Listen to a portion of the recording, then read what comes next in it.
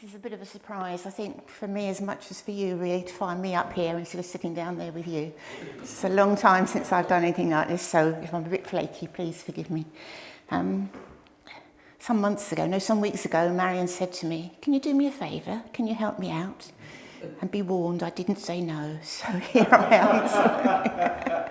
And to be fair, she was very kind. She said you could use a Bible study from the house group that you lead, which I thought was quite a good idea at the time. But as you know, I live out at Yohnbridge, and I'd only almost got to the car park by the time I realised that perhaps that wasn't such a good idea.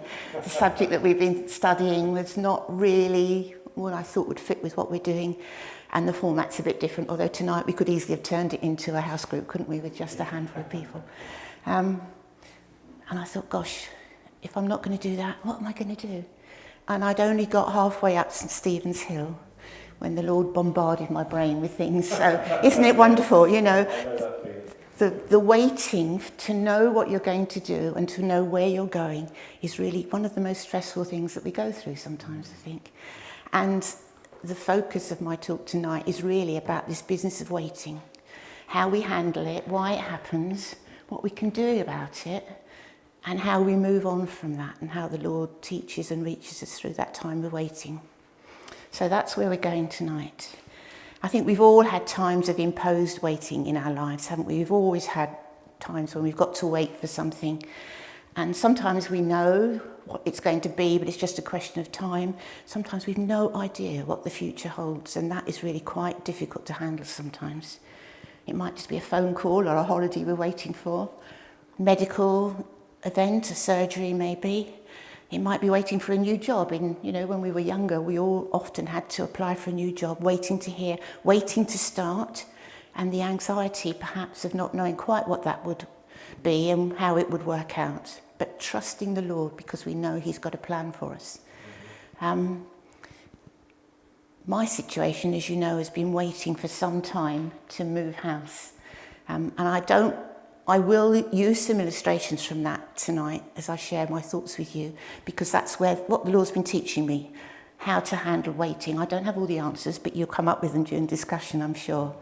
But I have learnt a lot, and you kind of think as you get older in your Christian life that you know quite a lot of things, but actually you're probably with me that the older you get, the more you know that you don't know, and that's where I am.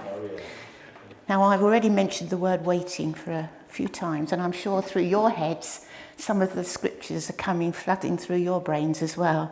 Things like Isaiah 40, "They who wait on the Lord shall renew their strength." I was taught this, one of the first things I learned when I was a young girl. "Mount up with wings like eagles, run and not be weary, walk and not faint." Well, this won't apply to Mike, but my days of running are way over now. But the thought that when we're waiting, it's not just a negative time, it's not wasted time, because the Lord can help us and encourage us and help us to grow in Him so that we have the strength and the power to move on, and we can run or we walk when the time comes. And I think that's a great encouragement, really. It's not just dead time. Or wait for the Lord, be strong. Let your heart take courage, says Psalm 27.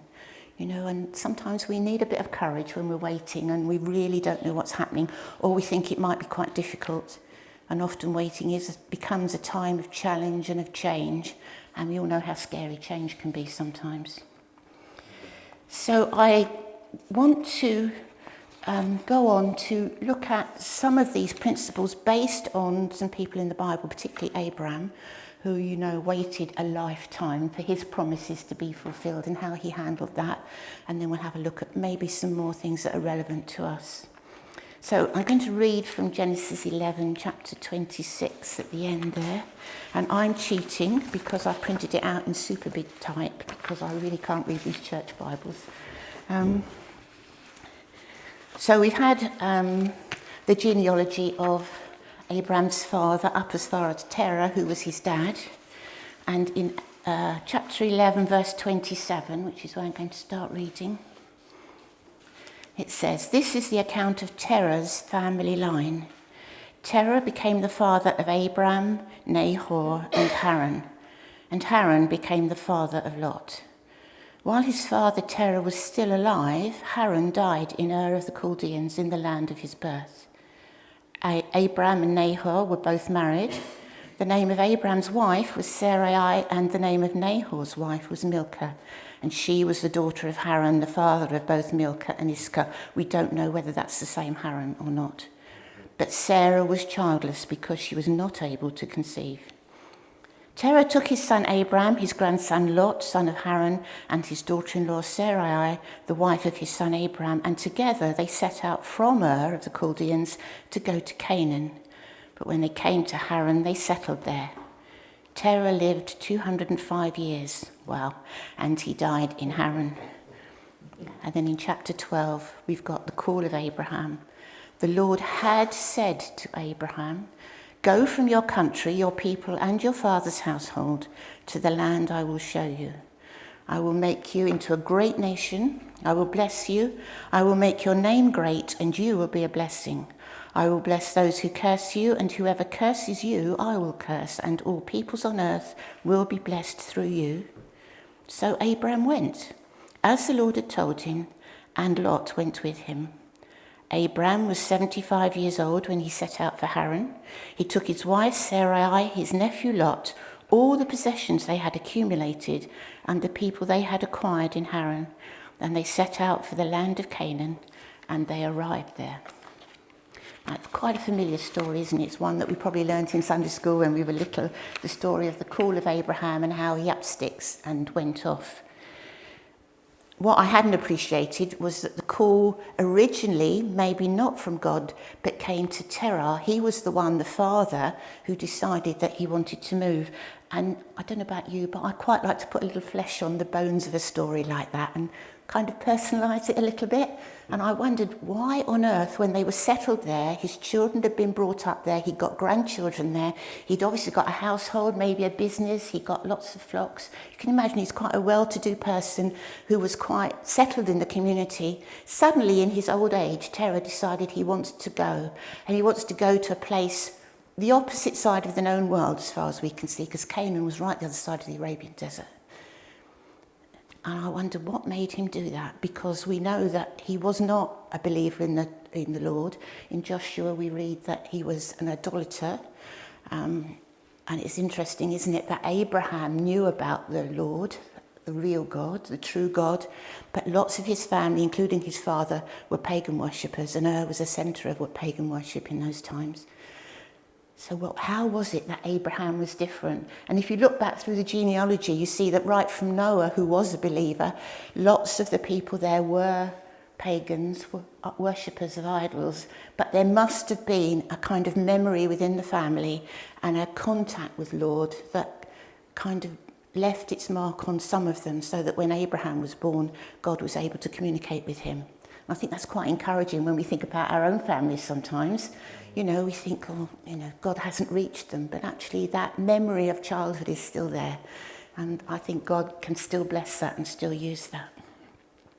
I wonder whether Terah decided to go because of the death of Haran. It seems like he was the eldest son. He would have been the apple of his father's eye, the one who was going to inherit everything.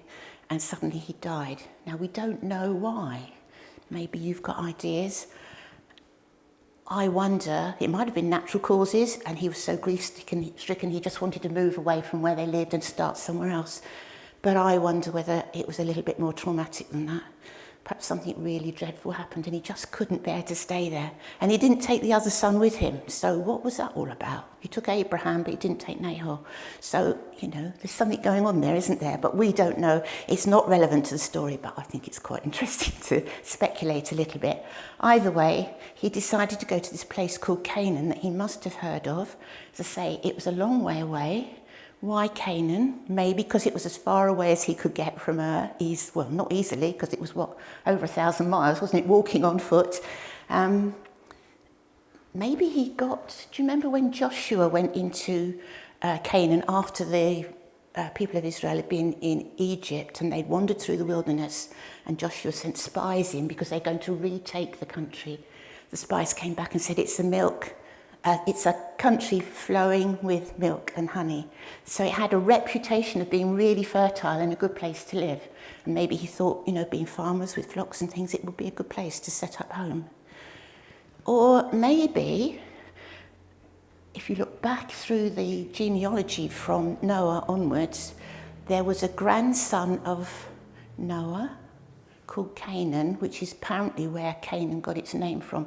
And you remember Noah's sons were told when everybody had been killed through the flood to go out and repopulate the earth, presumably that part of the world that was populated then. And Canaan, that grandson, populated his family, that area. And maybe there was a family history that originally, back in the ages, their family had come from there. So I don't know. There are 3 reasons. We don't know. Basically, the reason was God had his hand on it, and that's where he wanted them to be. So they up sticks, they follow the river Euphrates northwest up to Haran, which was near the coast, because there was this great desert in between. And I guess the plan was to go down the coast to Canaan and settle there. But they got as far as Haran, and Terah stayed there. He didn't go any further. And I don't know why. It's a long way for an old man to go, isn't it? But is it 400, 600 miles or something? So it would have taken quite a lot of time. Maybe he thought that was enough. We know that that area was also a centre of pagan worship. We think that Terah probably named the place they settled after his son. Who knows what else it was called. And that he was comfortable there and he settled there, or he just physically couldn't go any further.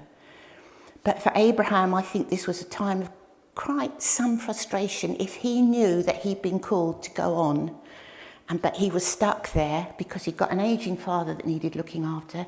He got a rather wayward nephew, Lot, who needed care for, and he probably felt responsible for them.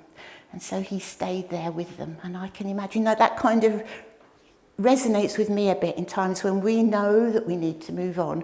We know that there's a future somewhere. In simple terms, me moving into a new home, but nothing like this, of course. And don't get me wrong, my little potter down to Truro is nothing like what Abraham owed. That's not what I'm talking about. I'm talking about the weight and knowing God has called you to do something and not being able to get on with it, and how frustrating and difficult that can be sometimes. And Abraham waited ages, didn't he? He had to wait actually until his dad died. And then it says, God had said to him. So maybe God said to him again, get up and go. But actually it says he had said. So I think Abraham already knew that he was supposed to go there. Go from your country and your people and your father's household. So he's supposed to leave everything behind, really, to the land I will show you. So it kind of feels like Abraham wasn't even sure where he was going, but he knew where his dad had been headed. So maybe he thought, well, that's a good place to start. I'll make you a great nation and I will bless you. What? He'd got no kids. How was that going to work, And they were getting into past the age when they were likely to have children, as we know. I will bless those who bless you, curse those who curse you. All the peoples on earth will be blessed through you. Massive, massive promise that he was given. And yet how was that going to happen when he was just him and Sarai and a rather wayward nephew? But Abraham believed God. So his faith must have been quite incredible, I think, at that time. We don't know how his faith was developed. We don't know how he communicated with God. But we do know he had great faith and he trusted God.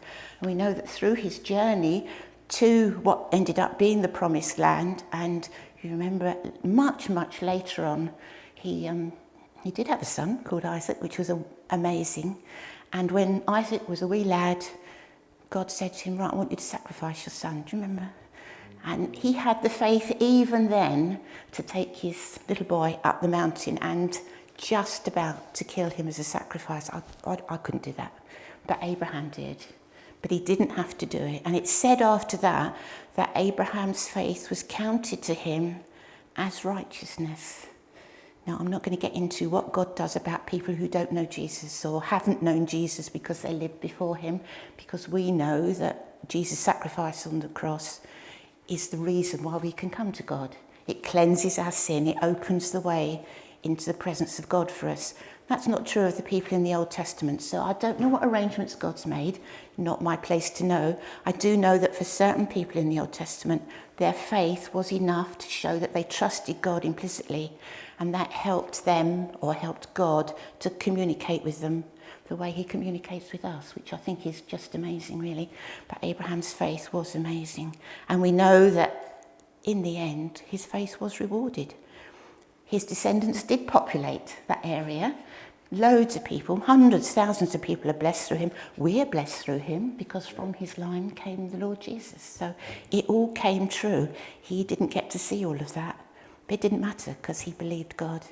And that for me was such an encouragement going through my time of waiting and your time of waiting, to know that God promises and he keeps his promises.